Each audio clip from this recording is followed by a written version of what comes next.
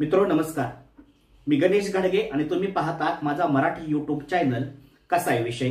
मित्रो, गेल्या काही दिवसापूर्वी भारत आणि पाकिस्तान यांचं युद्ध झालं आणि या युद्धामध्ये भारतानं पाकिस्तानची कशी दानादान उडवली हे संपूर्ण जगानं पाहिलं। परंतु भारत आणि पाकिस्तानच्या या युद्धामध्ये एक गोष्ट मात्र विलक्षण घडली आणि ती गोष्ट म्हणजे पाकिस्तानचाच भाग असणाऱ्या बलुचिस्ताननं पाकिस्तानच्या सैनिकांवरती हल्ला केला आणि पाकिस्तानचे 400 पेक्षा अधिक सैनिक ठार केले। म्हणजे बलुचिस्ताननं काय केलं तर वाहत्या गंगेमध्ये हात धुवून घेतले आणि अप्रत्यक्षरित्या भारताला मदत केली। मग पाकिस्तानचाच भाग असणाऱ्या या बलुचिस्ताननं पाकिस्तानला मदत का केली?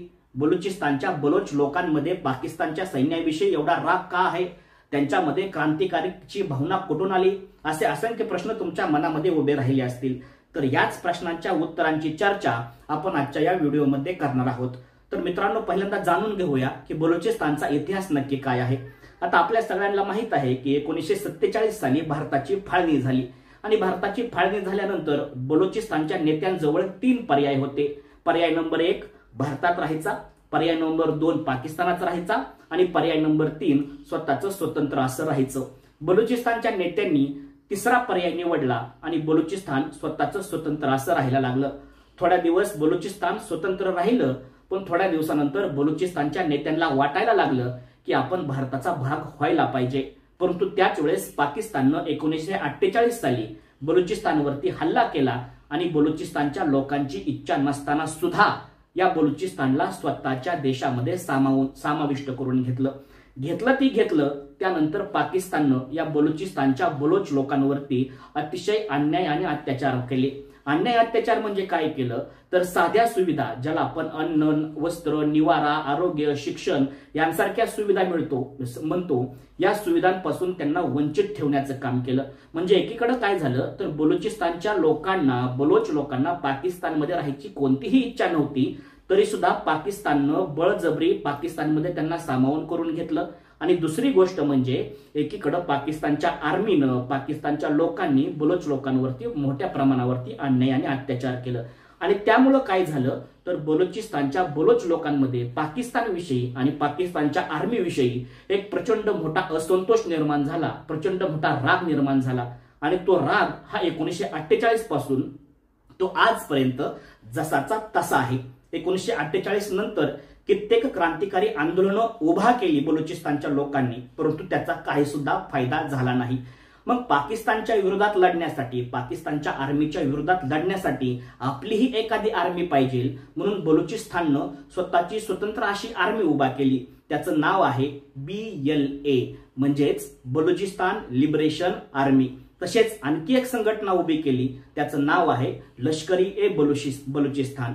या 2 संघटनेच्या माध्यमातून बलुचिस्तान पाकिस्तानच्या सैन्याबरोबर निकराची लढाई देताना तुम्ही आणि आम्ही पाहत आहोत। मग आता आपण हे समजून घेऊया की पाकिस्ताननं बलुचिस्तानवरती हल्ला का केला। तर बलुचिस्तान हे नैसर्गिक साधन संपत्तीनं नटलेलं आहे। बलुचिस्तानमध्ये कोळसा, तेल, नैसर्गिक वायू, सोनं, प्लॅटिनम यांचा खजिना आहे। तसंच बलुचिस्तानमध्ये ग्वादर नावाचं पोर्ट आहे, जे पोर्ट व्यवसाय करण्यासाठी अतिशय फायद्याचं आहे।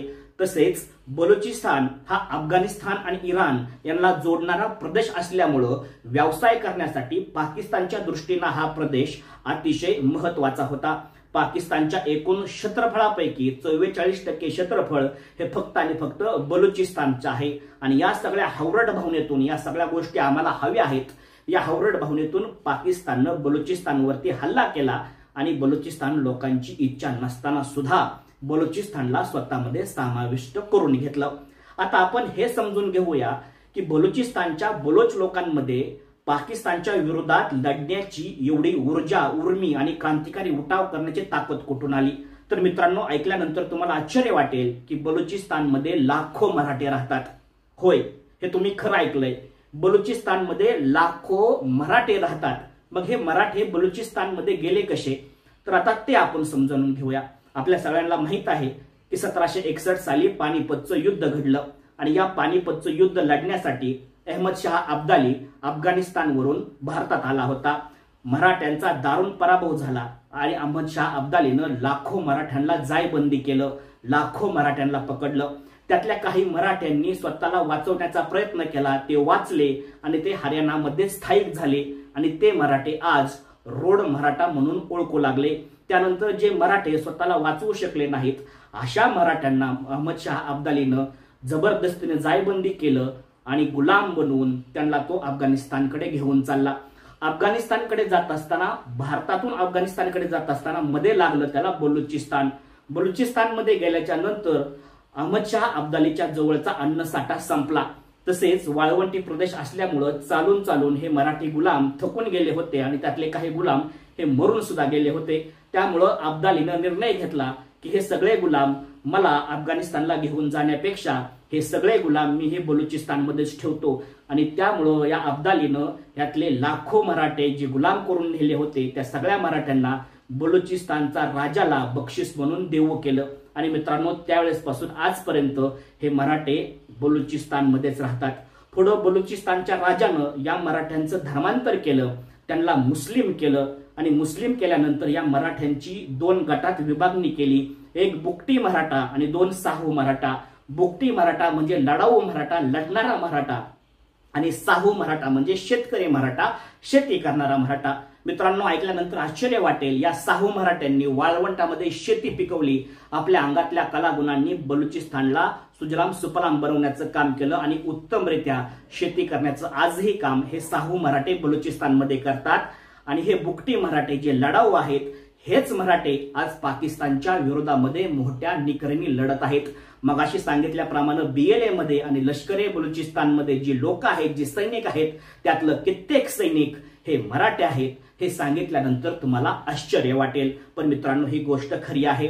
मित्रांनो, हे धर्माने जरी मुस्लिम झाले असले तरी आजही त्यांचे कित्येक सण, उत्सव, रूढी, परंपरा ह्या महाराष्ट्रातल्या आपल्या लोकांशी मिळत्या जुळत्या आहेत।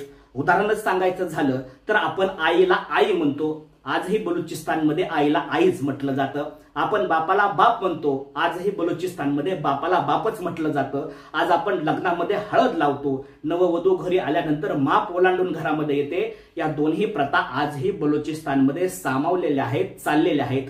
म्हणजे आपल्या ज्या रूढी परंपरा आहेत त्याच्या मिळत्या जुळत्या रूढी परंपरा आजही बलुचिस्तानमध्ये चाललेल्या आहेत। मित्रांनो, ते जरी धर्माने मुस्लिम झाले असले तरी बलुचिस्तानमधले कित्येक मराठे आज सुद्धा मनाने मराठे आहेत। आपल्याला आठवतंय 2015-16 साली मराठा आरक्षणासाठी मोठी मोठी आंदोलनं निघाली। या आंदोलनाच्या वेळेस बलुचिस्तानमध्ये सुद्धा आंदोलन निघालं, मराठ्यांना आरक्षण मिळालं पाहिजे यासाठी। आणि बलुचिस्तानमध्ये हे आंदोलन करणारे कोण होते तर हेच बुकटी किंवा साहू मराठे होते। मित्रांनो, तुम्हाला ही माहिती कशी वाटली हे मला नक्की कळवा आणि माझ्या चॅनलला लाईक, शेअर आणि सबस्क्राईब करायला विसरू नका। धन्यवाद।